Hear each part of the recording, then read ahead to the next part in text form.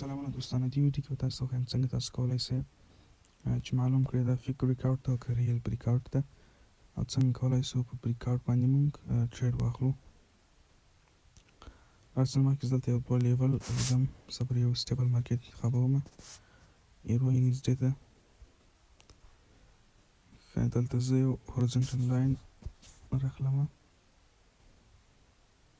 دې ځای کې موږ یو لیول لرو، ځکه څو دفعې د دې لیول سره دغه کوم مارکیټ چې ده ټچ شوی ده، همدارنګه دې ځای کې هم لیول لرو. اوس دلته صبر کوو، کله وخت چې مارکیټ لیول ټچ کړي یا لیول کراس کړي، موږ له هغه نه وروسته ټریډ اخلو.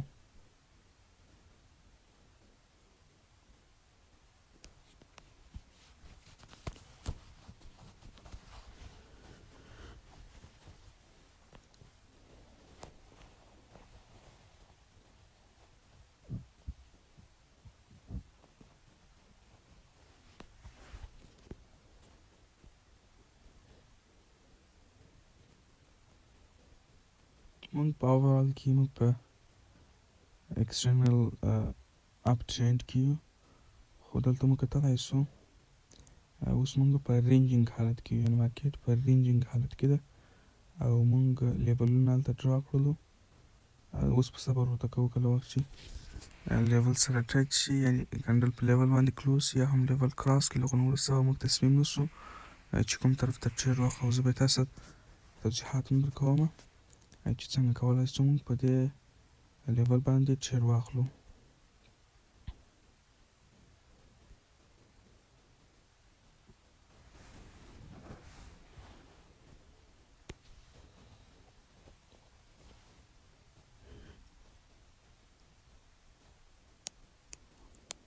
که چېرته دا کنډل بیګ کنډل راسي، یعنې غټ کنډل راسي او لیول نه پورته کلوز شي، نو موږ په ډاون طرف ته دي ریورس کنډل په توګه باندې ټریډ اخلو.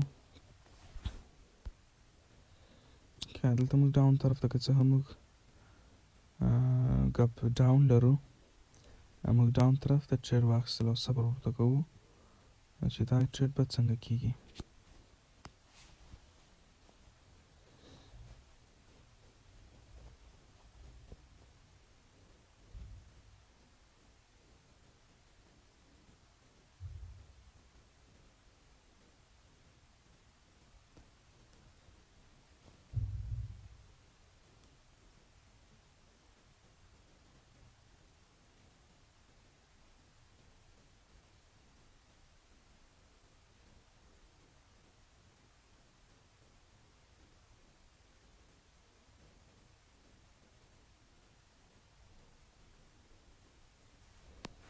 کله وخت چې تاسو وکتل یو لیول په غټ کنډلز باندې بریک شي، نو تاسو به دا معنا نه ورکوي چې مارکیټ به نور اپ طرف ته یا ډاون طرف ته نور حرکت کوي. نو موږ به صبر ورته کوو. که چېرته یو غټ کنډل و بیګ کنډل، نو موږ به ډاون طرف ته د ریورس په توګه ټریډ اخلو. او که چېرته دغه ښکته لیول کراس شي په یو غټ کنډل باندې، نو موږ به د تلونکي کنډل لپاره په اپ طرف ته ټریډ اخلو، د ریورس کنډلز. او که چېرته دا کنډل په دې لیول باندې کلوز شي، موږ به ټریډ نه اخلو، صبر ورته کوو. که راتلونکی کنډل سور کلوز شي، او نه وروسته به موږ ټریډ اخلو. اوس صبر کوو چې دا کنډل کلوز شي. که چېرته دا کنډل په دې لیول باندې دلته نږدې کلوز شي، موږ هغه طرف ته ټریډ اخلو.